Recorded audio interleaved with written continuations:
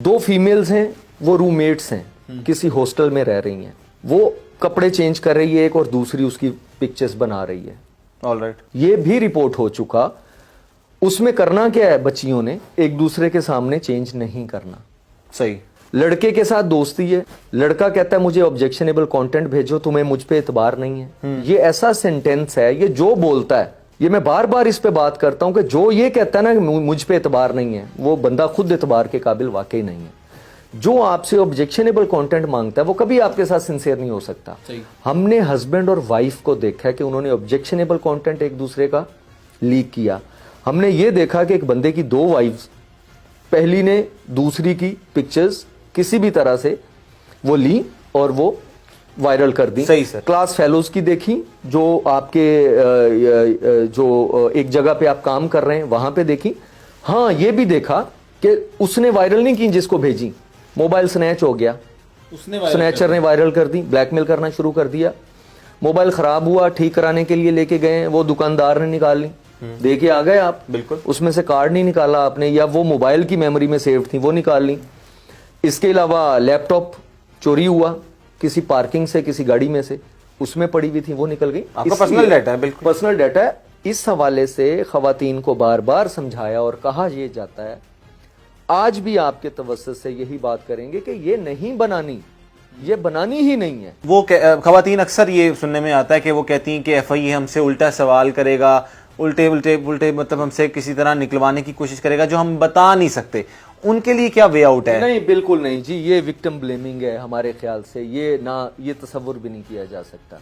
और मैं आपको बताऊं, जो ये मुख्तलिफ जिस तरह से ऑफिसर्स आते हैं इस वक्त हमारे, जो ऊपर से डीजी साहब से एडीजी साहब हैं, डायरेक्टर साहब हैं, एडिशनल डायरेक्टर हैं, नीचे टीम है, ये स्ट्रॉन्ग डायरेक्शंस हैं कि इस तरह का सवाल कोई नहीं करेगा और करते भी नहीं है। हो सकता है इससे पहले को दो चार चांसेस हमें नजर आए, बिल्कुल इंसान है कि बिठा के आप उनको इखलाकियात का दर्स बाद में दे दें, पहले उसको पकड़ें जो उनको ब्लैकमेल कर रहा है।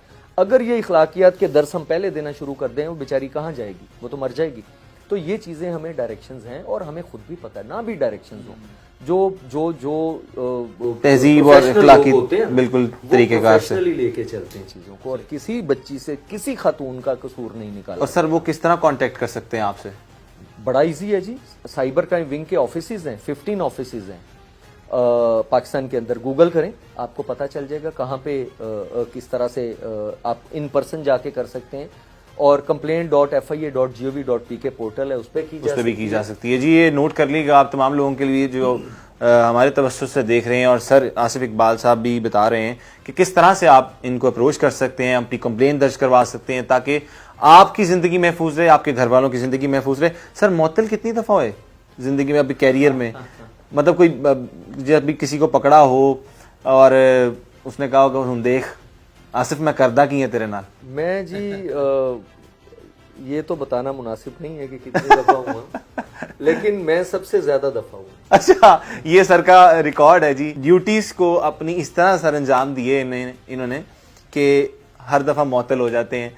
तो सर अब थकते नहीं कि यार थक गए, मुअत्तल हो गए, लेकिन काम करना है अभी भी, आप यही कहते हैं? नहीं, वो असल में अगर ये सोचे ना तो फिर आप काम कर नहीं सकते। मुझे पता है कि काफ़ी सारी चीज़ों पे कुछ बैरियर्स होते हैं जहाँ पे रुक जाते हैं हमारे कोलीग्स, दोस्त, लेकिन नहीं रुकना चाहिए। मैं रुक जाना शायद चाहिए, मेरे से नहीं रुका जाता असल में। आसिफ साहब अपनी बात पे स्टक हैं और माशाल्लाह sir you are doing great. अल्लाह ताला आपको हामी नसर रखे, आपके सेहत याबी के लिए भी दुआ है और आप हमेशा इसी तरह काम करते रहें। बहुत शुक्रिया आप